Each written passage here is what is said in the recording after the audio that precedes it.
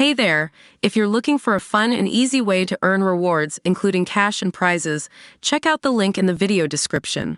On Monday, the WNBA named Caitlin Clark its Rookie of the Month, a sweet reward for the 22-year-old that couldn't come at a tougher time. Since entering the league mere weeks ago as the top overall pick, Clark has not only been under pressure due to the outsized expectations that have come with her immense collegiate star status, she's had to do so while being guarded the length of the floor, running blindly into screens and losing 9 of her first 11 games with the Indiana Fever, who have finished last in their conference for the last 3 seasons. Even though many close WNBA followers expected Clark wouldn't get by anywhere near as easily as she did at Iowa, not least former top pick Diana Taurasi, who a month ago warned, "Reality is coming," that hasn't stopped Clark's legion of fans from taking the slights against her personally and attributing them to a wider league conspiracy to cut down their shiny new meal ticket.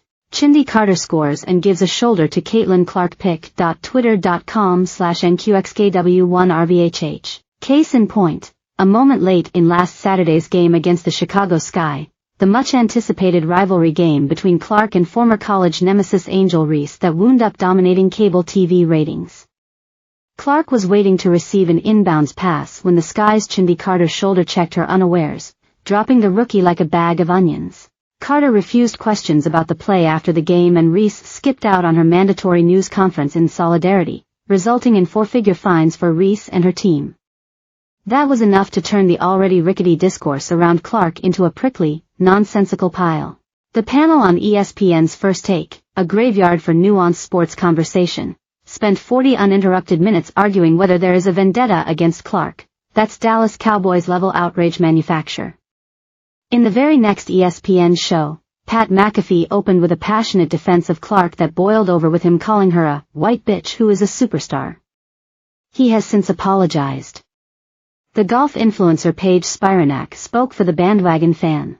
"Imagine bringing millions of new fans to the game, which in turn will make every player more money, and yet they treat you like this," she wrote over a clip of the foul that's been viewed more than 5M times. On Monday, the editorial board of the Chicago Tribune, hometown paper for the other team, mind you, called Carter's foul on Clark egregious.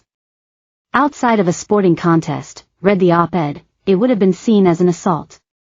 And this is weeks after Charles Barkley, Austin Rivers and other NBA luminaries were pleading with W players to cut Clark some slack. "It's supposed to be like WWE," said former NBA All-Star turned podcaster Jeff Teague. "Y'all supposed to play hard against her, but let her kill. Because if she starts having bad games and it doesn't look like it's supposed to look, it's gonna bring them, the league, back down to reality." Here's the actual reality. The reality Taurasi was dismissed as a bitter old crone for raising in the first place. Young players, not exclusively rookies, in all manner of sports go through an initiation process. It's just that, as Michael Harriot rightly points out, whenever someone is expected to dominate their sport, teams and players often use a common strategy. What if we beat them up? The NBA had the Jordan rules and hack-a-shack. The NFL made all kinds of amendments to its rulebook to protect Tom Brady and Peyton Manning from excessive hits.